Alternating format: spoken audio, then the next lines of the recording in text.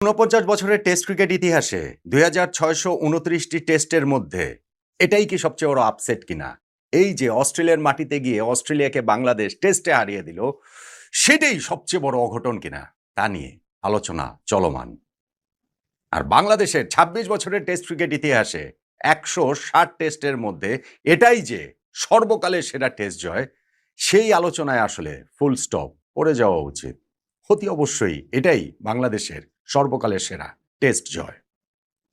দেখেন, আমাদের ক্যাপ্টেন নাজমুল হোসেন শান্ত যে বলেছেন অ্যাক্রস অল ফরম্যাট, সব ফরম্যাট মিলিয়েই এইটা আমাদের সেরা জয়, সেইটা নিয়ে আপনি চাইলে নানান কথা তো বলা যেতেই পারে, কিন্তু টেস্টের কথাই যদি আমি শুধুমাত্র বলি, তাহলে বোধ করি সত্যি সত্যি ওইটা ফুল স্টপ দিয়ে দেওয়া উচিত যে বাংলাদেশ আমাদের ইতিহাসে সর্বকালের সবচেয়ে বড় জয়টা আমরা অস্ট্রেলিয়ার বিপক্ষে পেলাম। আমি যে শুরুতে কথা বলছি সেটা কিন্তু ভুল বোঝার অবকাশ রয়েছে। এটা অনেকেই অনেক সময় ভুল বোঝেন, কেন ভুল বোঝেন সেটা আমি ঠিক বুঝি না। যে আপসেট ব্যাপারটা, বাংলাদেশ অস্ট্রেলিয়াকে হারিয়েছে সেটা আপসেট, এটা তো বাংলাদেশের ক্রেডিট খাটো করা হচ্ছে না। অস্ট্রেলিয়ার বিপক্ষে বাংলাদেশ জিতবে এই টেস্ট শুরু হওয়ার আগে এটা একটা অকল্পনীয় ব্যাপার ছিল। বাংলাদেশ ৪ দিন যে টেস্ট হয়েছে, যে ১১টা সেশন হয়েছে, তার মধ্যে ৯টা সেশন নিরঙ্কুশভাবে বাংলাদেশের, বাকি ২টাকে শেয়ার্ড সেশন বলতে পারেন, সেকেন্ডের লাস্ট সেশনটা, থার্ডের লাস্ট সেশনটা। সো এইখানে বাংলাদেশ তো ডিজার্ভিং উইনার, অবশ্যই বাংলাদেশ ভালো খেলে জিতেছে, কিন্তু সেইটা আসলে অঘটন হবে না কেন? মানে অঘটন হওয়ার পথে তো ভালো খেলাটা কোনো বাধা না, এটাও আপসেট হওয়ার পথে কোনো বাধা না। ফলে এই জায়গাটাতে অনেকের একটু ভুল বোঝার অবকাশ থাকে। আমি বিভিন্ন ভিডিওর কমেন্টসও সেটা দেখছিলাম। কিন্তু সত্যি ভাই, এই ১৫০ বছরের টেস্ট ক্রিকেটে প্রায় এই যে ২৫০০ টেস্ট যে হয়েছে, সেই ২৫০০-এরও বেশি, ২৬-২৯টা বললাম, যে এইরকম অঘটন আসলেই ঘটেছে কিনা তা নিয়ে আপনার গিয়ে ডিবেট করার সুযোগ আছে, হয়তো আছে, কিন্তু বাংলাদেশের যে সেরা জয়, টেস্ট জয়, সেটা নিয়ে আসলে সুযোগ। অস্ট্রেলিয়ার মাটিতে অস্ট্রেলিয়াকে টেস্ট হারানোকে ধরা হয় যে চূড়ান্ত যুদ্ধক্ষেত্রের জয়। এটা গিয়ে ফাইনাল ফ্রন্টিয়ারকে জিতে ফেলার এক ধরনের নিদর্শন হিসেবে দেখা হয়। অস্ট্রেলিয়াতে টেস্ট জেতাটা যে কত কঠিন সেটা প্রত্যেকটা দেশই হারে হারে টের পাচ্ছে। ধরেন শ্রীলঙ্কা ৭ বার অস্ট্রেলিয়া ট্যুরে গিয়েছে, ১৫টা টেস্ট খেলেছে, তারা একটা ম্যাচও জিততে পারে নাই। ধরেন পাকিস্তান অস্ট্রেলিয়াতে সর্বশেষ টেস্ট তারা জিতেছে আজকে থেকে আরো ৩১ বছর আগে, ১৯৯৫ সালে। বাংলাদেশেরও টেস্ট স্ট্যাটাস পাওয়ার আরো ৫ বছর আগে তারা শেষ জিতেছিল। এরপর ১৭টা টেস্ট খেলেছে সবার। এমনি সব মিলিয়েই পাকিস্তান যে অস্ট্রেলিয়া ট্যুরে গিয়েছে কত ১৪ বার, তাতে ৪০টা টেস্টে তারা ৪টা মাত্র জয় পেয়েছে। নিউজিল্যান্ড অস্ট্রেলিয়ার প্রতিবেশী, তারা ১৩ বার অস্ট্রেলিয়া ট্যুরে টেস্ট খেলতে গিয়েছে এবং সেইখানটাতে ৩৪টা যে টেস্ট ম্যাচ খেলেছে তার মধ্যে জিতেছে কেবল ৩টা।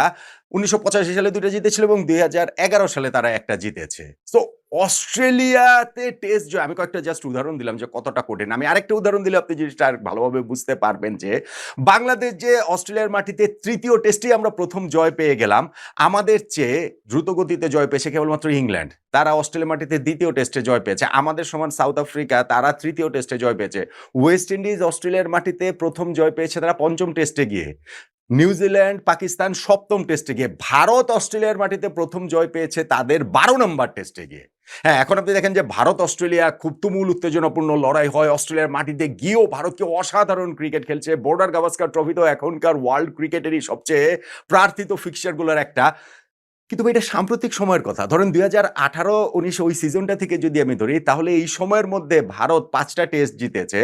আর ১৯৪৭ সালে মনে হয় প্রথম অস্ট্রেলিয়া, ৪৯ সালে এরকম সময় তারা প্রথম অস্ট্রেলিয়া ট্যুরে গিয়েছিল, এবং ৪৭ সালে। এবং এই যে ৭১ বছর সময়ে ২০১৮ পর্যন্ত, তার মধ্যে তারা ৫টা টেস্ট জিতেছিল। গত এই ৭-৮ বছরে তারা ৫টা টেস্ট জিতেছে। কিন্তু প্রথম ৭১ বছরে অস্ট্রেলিয়া মাটিতে ওই ৫টা টেস্টই তারা আর মাত্র জিততে পেরেছিল। ফলে অস্ট্রেলিয়া জয় করাটা এইটা চারটিখানি ব্যাপার নয়। বাংলাদেশের ক্রিকেট ইতিহাসে সেরা জয়টা কি জন্য বলছি, কিভাবে বলছি? আমাদের ক্রিকেট ইতিহাসে হিরণ্ময় জয়গুলোর কথা আপনি একটু মনে করে দেখুন। আমি যদি টেস্ট ফরম্যাটের কথা বলি, তাহলে আমার কাছে এতদিন পর্যন্ত ১ নম্বর ছিল মাউন্ট পঙ্গানিউ। সেইখানটাতে আমরা যে নিউজিল্যান্ডের বিপক্ষে টেস্টটা জিতেছিলাম, মমিনুল হকের সেই দল, যেই দলটা নিউজিল্যান্ড ওই মুহূর্তে কি তুমুল ফর্মে ছিল, তারা গিয়ে ওই যে টেস্ট চ্যাম্পিয়নশিপে তারা ১ নম্বরে ছিল, সেই দলটাকে আমরা হারিয়ে দিয়েছিলাম। এবং বাংলাদেশের সেই জয়টাই এখন পর্যন্ত, এই টেস্টের আগ পর্যন্ত, টেস্টে বাংলাদেশের সেরা অর্জন বলে আমার কাছে মনে হয়েছে। কারণ পাকিস্তানের মাটিতে গিয়ে আমরা ২টা টেস্ট জিতেছিলাম ২০২৪ সালে রাওয়ালপিন্ডিতে। হ্যাঁ, ঠিক আছে, আগের পাকিস্তান নাই, কিন্তু পাকিস্তান অ্যাওয়েতে গিয়ে 2টা টেস্ট জেতা এটা চারটিখানি কথা নয়। এবং সিরিজ হিসাবে আমি এখনো মনে করি এইটা বাংলাদেশের সেরা সিরিজ। 2 টেস্ট খেলে 2টাই পাকিস্তানের মাটি থেকে জিতে আমরা চলে এসেছি।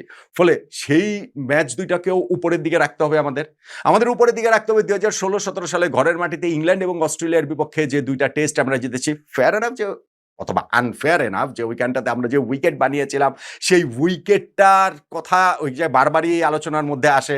বাংলাদেশের সেই জয়ের ক্রেডিটের মধ্যেও যে ওইরকম উইকেট বানিয়ে আমরা জিতেছি, ঠিক আছে, সেই আলোচনার মধ্যে আসে, কিন্তু জিতেছি তো, আমাদের তো জিততে হয়েছে। ফলে ওইগুলোকেও আমাদের সেরা জয়গুলোর মধ্যে রাখতে হবে।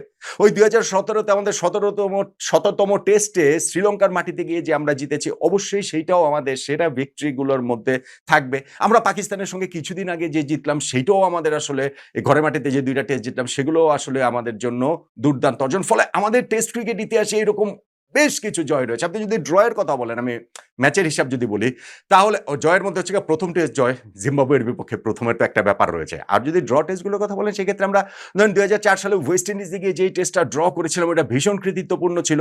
আমরা ওই জিম্বাবুয়ের সঙ্গে যেই সিরিজটাতে প্রথম আমরা টেস্ট জিতলাম সেই সিরিজে যে ম্যাচটা ড্র করেছিলাম সেটাও কৃতিত্বপূর্ণ ছিল। 2015 সালে পাকিস্তানের বিপক্ষে খুলনায় যে টেস্ট আমরা ড্র করেছিলাম, প্রথম ইনিংসে 296 রানে পিছিয়েছিলাম, তারপরে সেকেন্ড ইনিংসে ওপেনিং পার্টনারশিপেই তামিম ইকবাল এবং ইমরুল কায়েসের 312 রানের জুটি হয়ে গেল। তামিম ডাবল সেঞ্চুরি করলেন, ইমরুল 150 রানের ইনিংস খেলেন। ওই টেস্টটা ড্র করাটাও আসলে জয়ের সমান ছিল। ফলে সেইটাও আমাদের জন্য একটা বিরাট বড় একটা অর্জন ছিল। কিন্তু এই সব কিছুকেই কি আসলে ছাপিয়ে যায়নি অস্ট্রেলিয়ার বিপক্ষে অস্ট্রেলিয়ার মাটিতে এই টেস্ট জয়? যেই অস্ট্রেলিয়াতে প্রথম টেস্ট জেতার জন্য ভারতকে 12টা ম্যাচ খেলতে হয়েছে, 12তম ম্যাচ পর্যন্ত অপেক্ষা করতে হয়েছে। পাকিস্তান নিউজিল্যান্ডকে 7 নম্বর ম্যাচ, ওয়েস্ট ইন্ডিজকে 5 নম্বর ম্যাচ, সাউথ আফ্রিকাকে আমাদের সমান 3 নম্বর ম্যাচ, কেবল ইংল্যান্ড আমাদের চেয়ে কম 2 নম্বর ম্যাচে পর্যন্ত অপেক্ষা করতে হয়েছে। এবং যে অস্ট্রেলিয়াতে শ্রীলঙ্কা কখনো জেতেইনি 7 বার গিয়ে 15টা টেস্ট খেলো, সেইখানে আমরা এই যে 23 বছর পর আমাদেরকে আমন্ত্রণ জানালো, তারা আবার আমাদের আমন্ত্রণের যোগ্য মনে করলো এবং তাতে প্রথম অ্যাটেম্পটে যে আমরা তাদেরকে হারিয়ে দিলাম। এবং সেটাও কোন অস্ট্রেলিয়া টিমকে? এলোমেলো অস্ট্রেলিয়া টিম, উদ্ভ্রান্ত অস্ট্রেলিয়া টিম, একেবারে নিজেদের হারিয়ে খুঁজে ফেরা অস্ট্রেলিয়া টিম না। কেননা এই অস্ট্রেলিয়া এই মুহূর্তে ওয়ার্ল্ড টেস্ট র্যাঙ্কিং এ 1 নম্বরে আছে, সেই দলটাকে আমরা হারিয়েছি। আমরা আছি 9 নম্বরে। কেননা এই অস্ট্রেলিয়া এই মুহূর্তে ওয়ার্ল্ড টেস্ট চ্যাম্পিয়নশিপ টেবিলে 1 নম্বরে রয়েছে। তারা এর আগে 8টা টেস্ট ম্যাচ খেলে এই ওয়ার্ল্ড টেস্ট চ্যাম্পিয়নশিপ সাইকেলে 7টা ম্যাচ তারা জিতেছিল। ফলে সেই অস্ট্রেলিয়াকে বাংলাদেশ হারিয়ে দিয়েছি। এবং যেই অস্ট্রেলিয়ার এই টিমটার দিকেও যদি আপনি তাকান, স্পেশালি তাদের বোলিং লাইন আপ তো অস্ট্রেলিয়ার ক্রিকেট ইতিহাসে সর্বকালের সেরা বোলিং লাইন আপগুলোর মধ্যে একটা। যেই বোলিং লাইন আপে নাথান লায়ন রয়েছেন, মিচেল স্টার্ক আছেন, প্যাট কামিন্সরা আছেন, জশ হ্যাজেলউড আছেন, 4 জন বোলার একই বোলিং লাইন আপে যাদের 300+ টেস্ট উইকেট। এমন ঘটনা টেস্ট ক্রিকেট ইতিহাসে কখনো ঘটেনি। তা সম্মিলিত তাদের উইকেট সংখ্যা হচ্ছে 1600+। ফলে তাদেরকে হারিয়ে বাংলাদেশ, এবং তাদের ব্যাটিংয়েও তো ধরেন স্টিভেন স্মিথের মতো একজন কিংবদন্তি এইখানটাতে রয়েছেন, সর্বকালের সেরাদের মধ্যে পড়েন ট্রাভিস হেড রয়েছেন। ফলে এই অস্ট্রেলিয়াকে হারানোটা বাংলাদেশের জন্য আসলে আকাশ ছোঁয়ার মতো, আকাশ থেকে সূর্য ছিনিয়ে আনার মতো বাংলাদেশকে। তাই আমি ওই অ্যাক্রস ফরম্যাট নাজমুল হোসেন শান্ত যেটা বলছেন সব মিলিয়ে, হ্যাঁ ঠিক আছে, টেস্ট তো টেস্টই, টেস্টের তো মানে আমরা ওয়ানডে বলি, টি20 বলি, সব কিছুর উপরে টেস্ট। সেই হিসাব যদি করি তাহলে অবশ্যই এইটা শুধুমাত্র টেস্ট না, সব ফরম্যাট মিলিয়ে আমার বাংলাদেশের সেরা জয়। কিন্তু ধরেন অন্যান্য ফরম্যাটে কিছু ব্যাপার থাকে, আমাদের কিছু স্পেশালি ধরেন ওয়ানডেতে আমাদের কিছু বিরাট অর্জনের ব্যাপার রয়েছে। ধরেন 2005-এ কার্ডিফে অস্ট্রেলিয়াকে হারানো, সেটাও চারটিখানি ব্যাপার ছিল না। 2007-এর ওয়ার্ল্ড কাপে ভারতকে হারানো, বা 2017 ওই আমরা যে নিউজিল্যান্ডকে হারিয়ে চলে গেলাম চ্যাম্পিয়ন্স ট্রফির সেমিফাইনালে, 2015 বিশ্বকাপে ইংল্যান্ডকে হারানো আছে। ওয়ানডেতে তো আমাদের এরকম অনেক জয়ই আছে, অনেক কিছুই আছে। কিন্তু তারপরেও আপনি যদি এইভাবে ধরেন, এই অস্ট্রেলিয়ার বিপক্ষে অস্ট্রেলিয়ার মাটিতে টেস্ট জয়টা আসলে অসাধারণ, অবিশ্বাস্য একটা অর্জন। নাজমুল হোসেন শান্তর সঙ্গে প্রবাবলি একমত হতেই হচ্ছে। সার্টেনলি এটা টেস্টে বাংলাদেশের সর্বকালের সেরা জয়, প্রবাবলি অ্যাক্রস অল ফরম্যাটেই বাংলাদেশের সেরা।